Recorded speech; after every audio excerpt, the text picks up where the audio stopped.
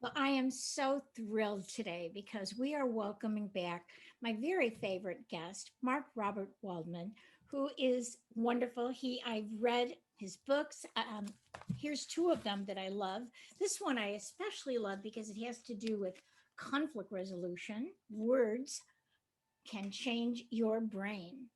12 conversation strategies to build trust, resolve conflict, and increase intimacy. And this is by Mark Robert Waldman and Andy Newberg, who we had on our show recently. Also, his one of his newest books is Neuro Wisdom, The New Brain Science of Money, Happiness, and Success. Love this book. And then every month I read his column. Here's the November issue. And this one was called Social Contagion.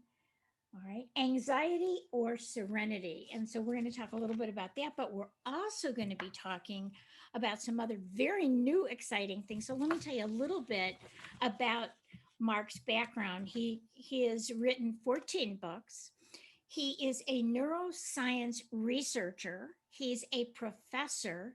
He's a brilliant guy, and he's also written some other books, and one of them was Oprah's pick for 2012, How God Changes Your Brain.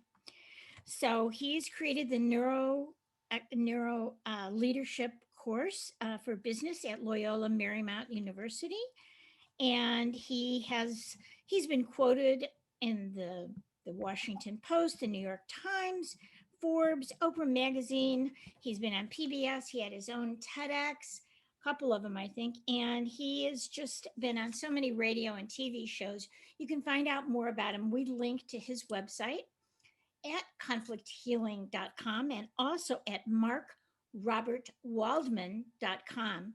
And there you can see his courses, some of his free things that he gives away. You can sign up for his coaching.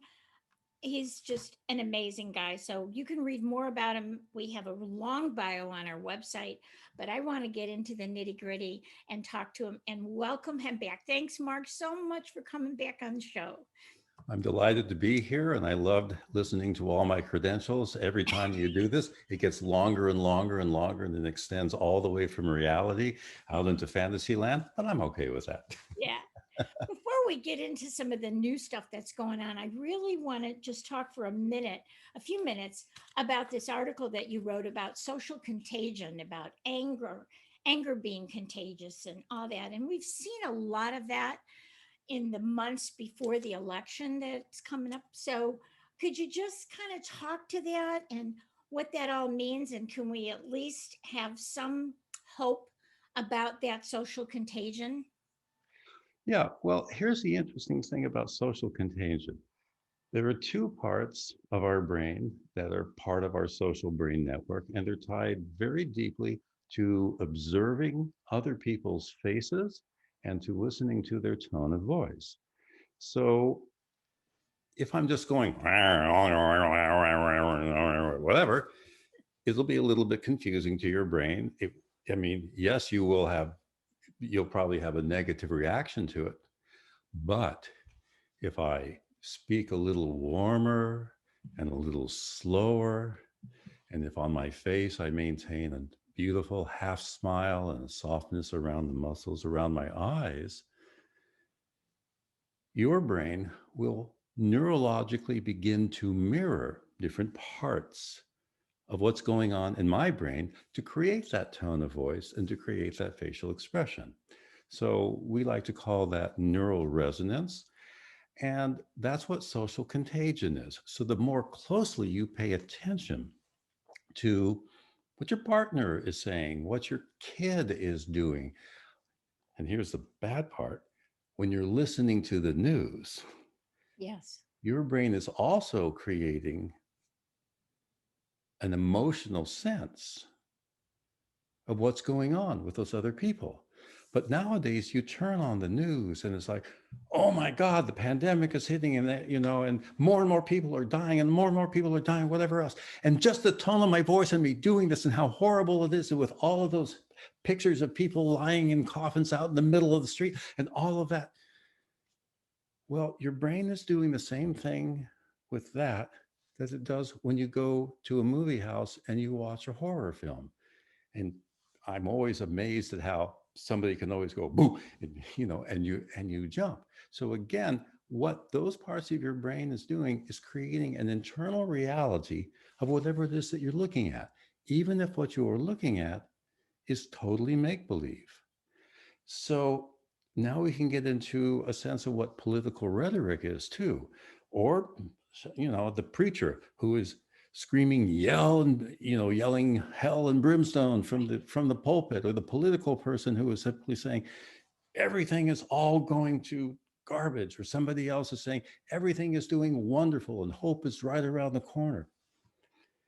Your brain is weighing and evaluating all of that. Now, obviously, we all have a preference towards believing in things that are, shall we say, better than they actually are, because it feels good to know, and it's absolutely essential if you are in a life-threatening situation to have that sense of hope. Right. But here's the interesting thing about social contagion, and in particular, what interests me is the how easy it is to generate anxiety when you're not even being exposed to something that may be actually threatening your life. Right. So you start to worry about the possibility that you'll catch this virus. And then if you catch the virus, then you worry about the possibility that it might be very mild or it might be very serious. Right. And then you begin to wonder, well, if it's serious, maybe it's going to injure me or even end my life. Right. But it's all maybes and ifs and maybes and ifs and maybes and ifs. Right. So what's happening in the world today is tremendous amount of fear has been generated, and for good reason. But if you lose yourself in that fear, and you have to remember that fear and anxiety and worries and doubts, they're taking place in an area right in the top of your brain. It's one of the largest networks in your brain. It's called the default mode network, but I prefer to call it the imagination network because that's what it does. Right. The imagination network is taking in all of the information from the outside world. And before you even think about it and evaluate it and decide what might be true or false, all of that sensory information goes to the top of your brain, and you begin to imagine hundreds of different positive things and positive future activities that might take place. But there's another part that's simultaneously dreaming up all the possible ways that something could go terribly wrong. Right. All of this is an attempt to predict a future that hasn't even happened. Right. And then we can get lost in that. We can lose ourselves in the negative fantasies and imagination. And that will create real anxiety because other parts of your brain can't tell whether it's coming from your imagination or whether it's an actual threat coming from the outside world. So, what happens is that the more and more people who are holding the same belief or the same emotional state, the more all those brains begin to resonate with each other. Same thing, if you go to a football game and thousands of people are yelling and cheering, Right. you're you're going to feel more upbeat about it. If everyone starts to boo, you're going to feel that particular aspect too. If everyone starts getting angry around you, I Right. mean, I've watched during like the Los Angeles riots, it was like, oh yeah, I could almost get out there and be part of that too. It's our imagination mirroring what other people might actually be doing. Right. And that kind of energy, if we're aware of it, I know you always talk about being mindful. And if you're mindful of what you're thinking, you can change that thought, right? Yes. So you can watch your imagination network. You can watch all of the worries and fears and doubts that are simply saying, you know what, maybe this negative outcome may or may not happen in the future. Or you can focus just on the positive thoughts saying, everything is going to go fine. But if you just stay focused on the positive thoughts, you're cutting yourself off from half of the picture.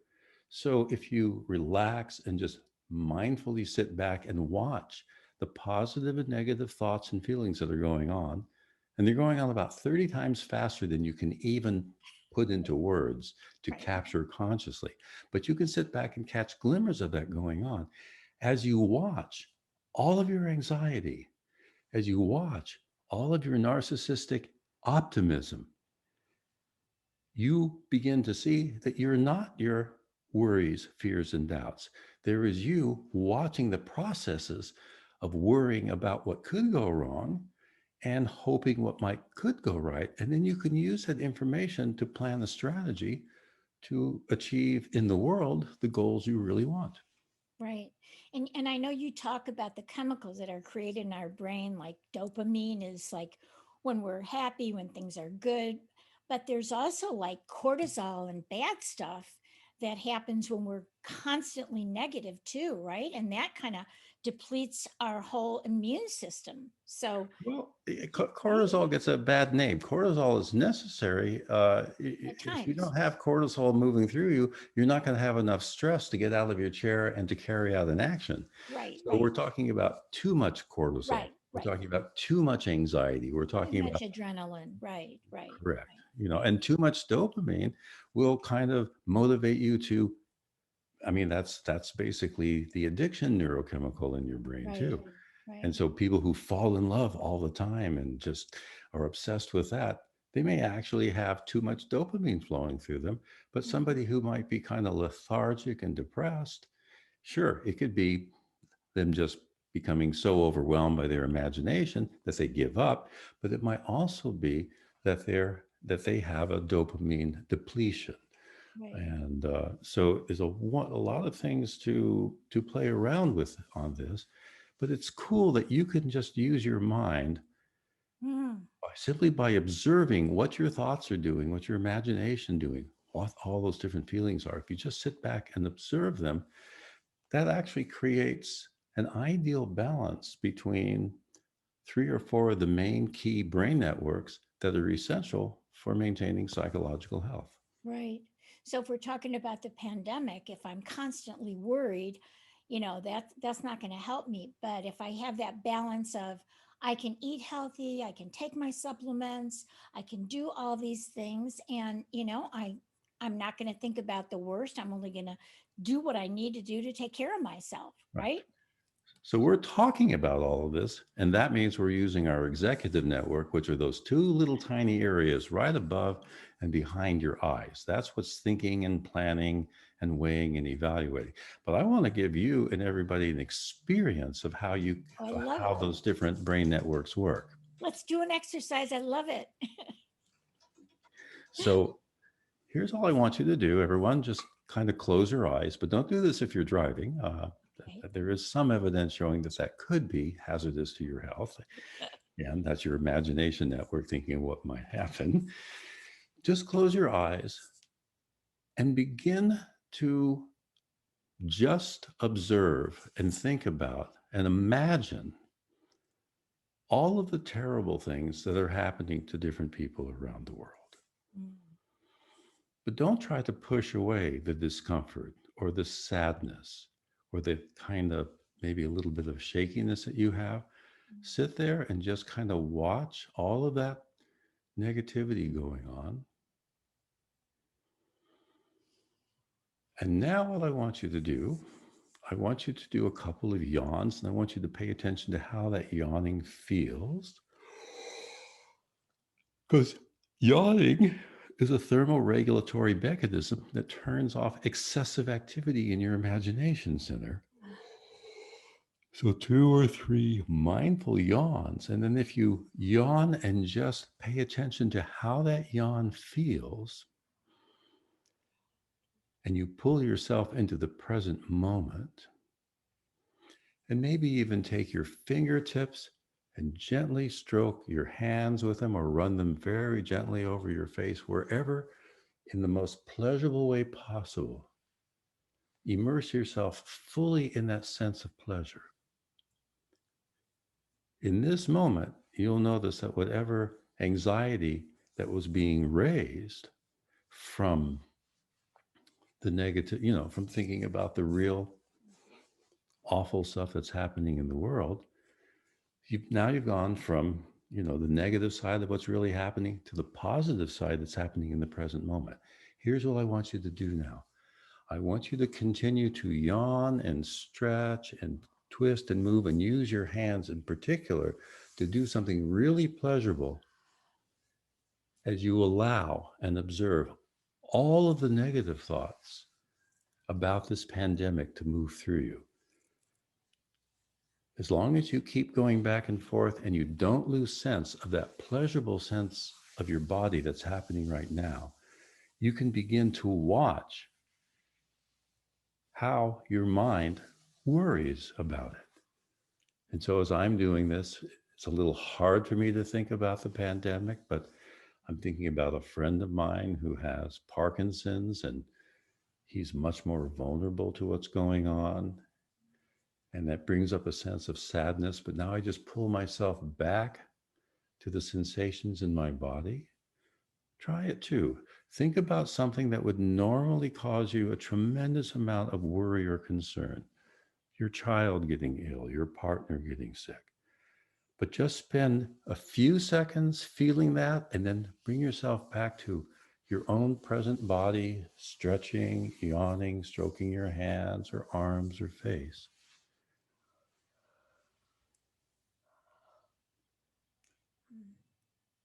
And Mari, I'll just ask you, what was that sensation of you simultaneously or going back and forth between immersing yourself in a negative feeling or worry or painful situation and then coming back to something in the present moment that's pleasurable?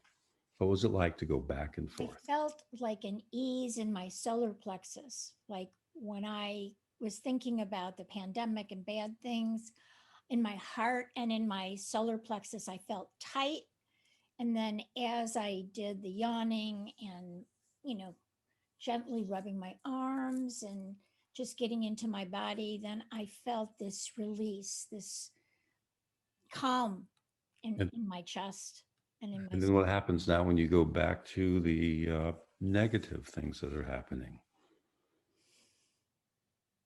Is it uh, as intense as it was no, before? it's not quite as intense. It goes back there though, but then I can bring myself out of it.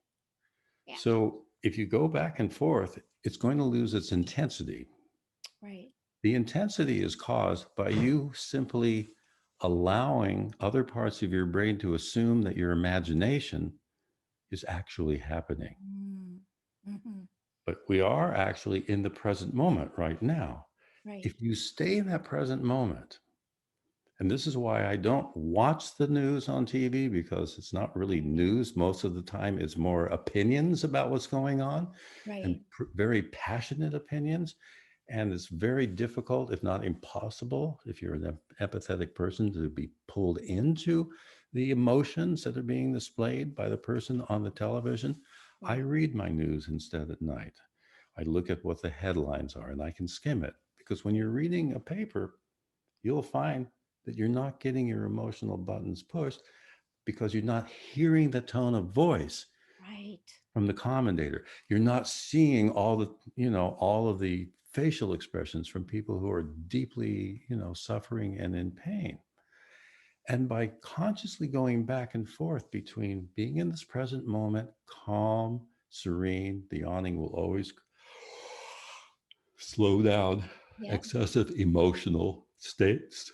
You're in beautiful. the present moment. You keep teaching yourself to go back and forth and back and forth. And what happens, and this is why brief moments of mindfulness is much better than long periods of time, is that you're learning how to be calm and serene in the middle of a crisis. Right, And of course, if something does happen to you, right, that serenity will help you to figure out the best choice and selection and direction to take your life in. right, And it's wonderful to do that. I mean, you yeah, could train yourself to be mindful and stay in that state of relaxed, mindful awareness yep, when you're being rolled into the hospital before surgery or coming out. And you'll feel the anxiety. You might actually feel the actual pain from after the surgery. but you can still go back and forth, dip into the pleasure, come back to the pain, and you end up again spending more time in the present moment and not getting caught up in your worries, fears, and doubts. Right. And that's what most of our suffering is about. Well, that kind of leads to this beautiful work that you're doing now, that balancing that you call times, that great acronym about balancing our brain. And you those you're talking now about the brain network, and it's called brain network theory. So can you tell us about that, and then we can go into times? This is a huge revolution going on throughout the neuroscience community.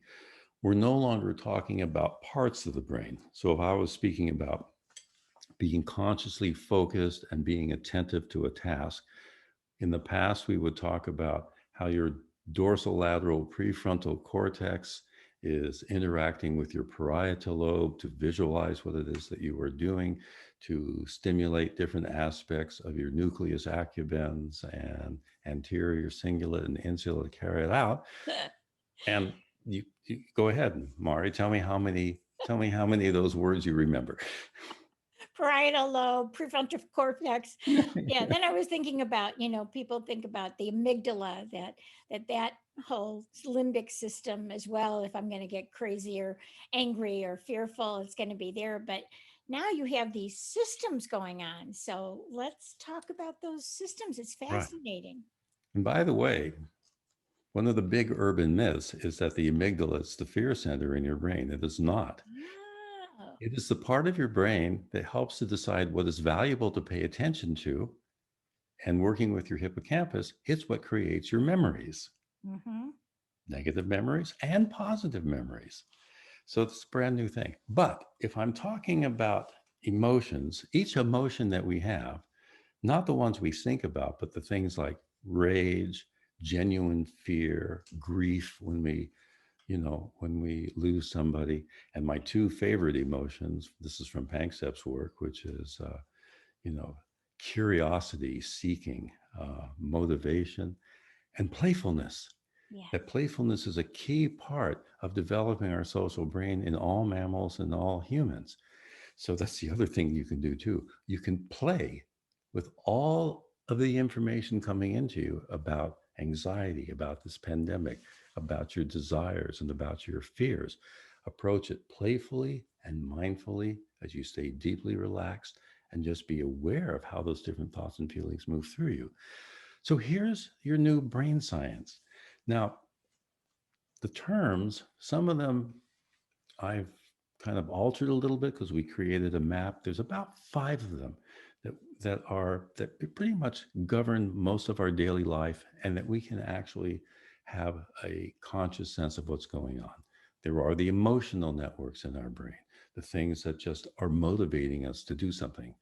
I feel hungry. I feel desirous for something. I feel genuinely afraid of walking across that tightrope from one building, or to the other.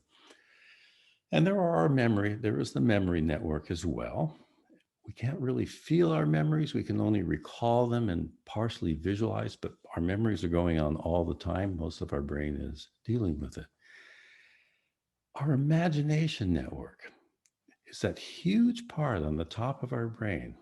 When I make a drawing of it, I usually draw a huge orange blob that sits on the top of your brain because the imagination network, the default mode network, this is the part of your brain that's designed with introspection, turning inwards to look at yourself and to imagine all of the things that may or may not happen in the future. It's the part of your brain that just attempts to predict a future. That's Right. your imagination network.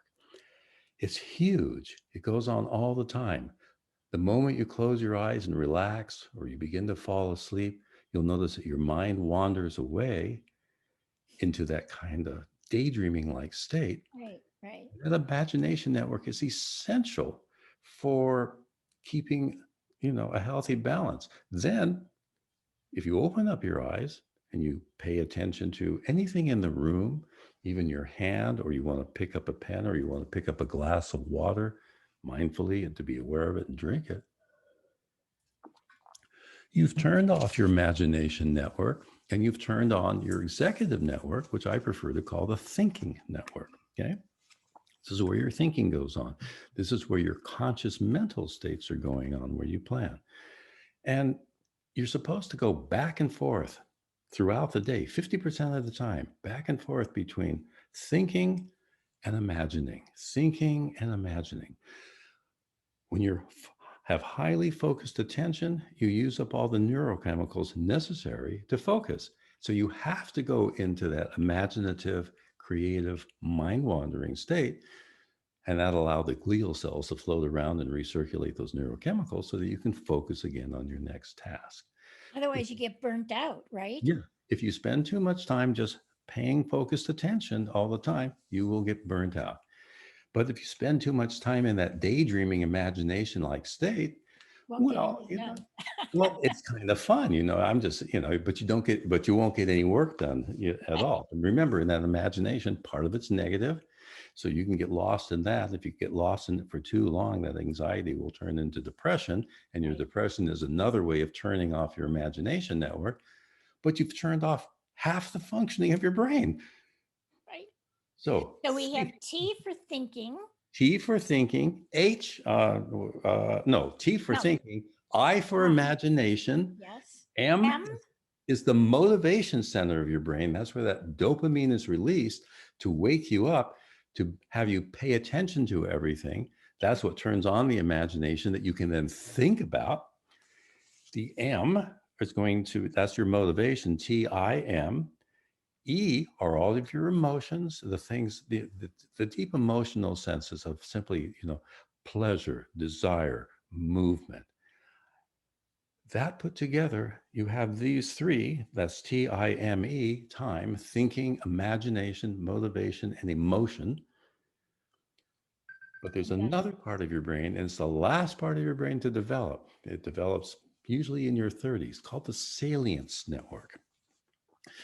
Now, the salience network is what gets activated when you do any form of self reflective, contemplative meditation. So, even mindfulness, even if you just pause right now and just yawn and stretch and just become aware of your body, your sensations, the different thoughts going on, you're, So that believe it or not, we are just about out of time. So well, that basically salient. you're stimulating that salience network, and that's what creates the balance between all those other networks we just talked about. Exercise your salience network, and you'll have a better functioning and psychologically healthy brain. Beautiful. I Those are love the it. times. We're going to remember time. So that's going to be thinking, imagination, motivation, emotions, and salience, which is kind of self reflection, self Sal- awareness, it's the value. spirituality, right? It's the All that. value that you put, that your brain puts on anything. That's what's valuable to it. And of course, what you're telling me is that we're running out of times. Yes. And we are.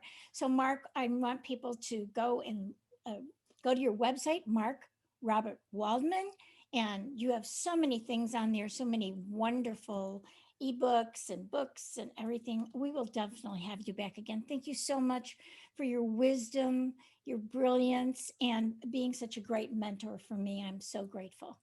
So, Thank you thank you so very much for much. having me. Okay.